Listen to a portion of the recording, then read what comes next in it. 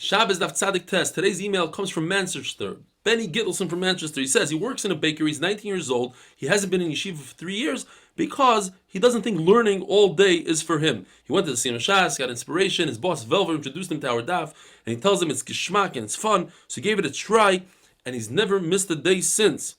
My days feel different when learning the daf with you. I really enjoy it. This has made me learn every day. Sometimes he watches in the bakery with his boss, and then he goes home and watches it again with the Gemara. I can't believe I still do the daf every day, he says. I can't wait to finish Shas, coming from a boy who says learning for him all day is not for him. All the way from Manchester, Ben Gittleson, Chazak ve'amatz. We learned the other day that the Mishkan was covered with 3 yiriyos, 3 garments. The lower one was made out of purple wool, blue wool, and red wool, and sheish, which is linen. The second layer was made out of goat's hair. The Gemara tells us it's a lot more difficult to make the goat's hair. You have to have a lot more chachma, like the Torah says, liban bechachma. It's not just chachma, but their heart and chachma. What is the difference? For the goat's hair, they would wash the goat's hair while it was still on the goat and weave it while it was still on the goat, and that took a lot of chachma. Reb Chia says that the wagons that carry the krushim between the wagons, under the wagon, and between the wheels is all considered Rishus HaRabim. The reason why the wagon was 2.5 amma wide, although a kerish is only at most 1.5 amma wide, and it could fit directly on the wagon, the reason is because they put the krushim lengthways on the narrow way. And we're concerned that if it was only an amma and a half wide, the krushim, which are 10 ammas long, would tip over. If the wagon is 5 amos, and the way we set up these krushim is either 3 stacks of 4 or 4 stacks of 3, but either way, the most it is 3 stacks of 4, and each stack is 1.5 amma wide. 1.5 amma times 3 is 4.5 amma. Why was the wagon 5 ammas? You have extra amma here. It says the Gemara was necessary because, first of all, the krushim had tabais, they had rings. Second of all, you can't squeeze them that tight. If the wagon was only 4.5 amma, for instance, it would be impossible to squeeze something that's 4.5 amma into 4.5 amma. We gave it a few extra inches. If you take an agala is 2.5 amma plus the wheels is 5 amma. 2 agalas side by side is 10 amma. But between agala and agala, there was 5 amma space. Together you have 15 ammas. Why is it that we say Rishus Rabim has to be 16 ammas? Where do we get that extra amma? Says the Gemara something very interesting. When the agalas were moving through the midbar, there was a Levi behind the agalas keeping eye on the krushim. If he noticed that a kerish was about to topple over, he bent over in a half a amma area on the side of the agala, and then he would rearrange the krushim. That half a amma on each side is another amma, and that's why we have 16 ammas for Rishus HaRabim. The Mishnah tells us that if you have a pit and the bank of a pit, in other words, somebody dug out a pit and he has a bank, together it's 10 tfachim by 4 tfachim by 4 tfachim, 10 tfachim deep, that creates Rishus HaYachid. If you have the reverse, you have a stone on Rishus HaRabim that's 10 tfachim high, 4 by 4 wide, that's a Rishus HaYachid. So if you take something, you put it on top of the stone, take something, you put it into the pit, you're over an eitzah or a achnasa. The Gemara says, why does it tell us a case of a pit with a bank? Just say a 10 tfachim pit. The answer is to tell us the chiddush that 5 tfachim, let's say, of a pit and 5 tfachim of a bank combine together to make 1 rishus. If a pit does not have walls surrounding it, it's the middle of Rishus HaRabim, it's also to drink from it. Even if your head is over the pit, perhaps you'll take water out of the pit into Rishus HaRabim, you'll be over on achnasa. If there are walls, it's mutter. And if there are no walls, and you put your entire body, or most of your body and your head, into the pit, then it's also mutter.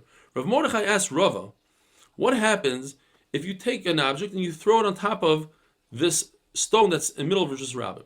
Do we say, since you picked it up from Rishus HaYachid, you did an akira, and it landed, or from the Rishus HaRabim, you did an akira, and it landed on the Rishus HaYachid, you did an akira and anacha? Or perhaps, since it had to travel through a mokim tur, we know that above 10 tfachim is no longer Rishus HaRabim, since this object traveled through a mokim tur, the person should be potter. He asked Rava, he asked Abaya, he asked Rav Yosef, all 3 of them told him the same exact words. It's our Mishnah. In our Mishnah it says that if you take an object and you put it on top of a stone, you're over. So you see, even though he went through the Makom P'tur, if he threw it through the Makom P'tur, you are still chayiv. And he told them, do you spit the same spit? Why are you telling me the same exact words? And what about you? What do you think, Rabbi Mordechai? He said, I think that we can explain our Mishnah that we're talking about a needle that is that landed, or you put it on a protrusion from that rock. It's not on top of the 10 tefachim, it's below the 10 tefachim. Nevertheless, that protrusion is considered part of the Rishus HaYachid because it's part of the rock. Or you put it into a groove in the rock. That's how you could be dachik our Mishnah. If you have a very narrow fence that you built in order to surround the Carmelis, which is only Rishus D'Rabbanan, and you just created Rishus HaYachid. Gemara has a question: what happens if you throw something and it lands on top of that fence? The top of the fence is not 4 tefachim, so it's not Rishus HaYachid. On the other hand, since it created Rishus HaYachid, the inside of Rishus HaYachid is as if it filled up, and now the fence, rather than looking at it as a very narrow fence, it's a very wide fence. It's the entire size of the Rishus HaYachid. Comes and says a third pshat, and he says, if this fence has the power to make a Carmelis into Rishus HaYachid, then the fence should have a power to make itself a Rishus HaYachid, and therefore you are chayiv.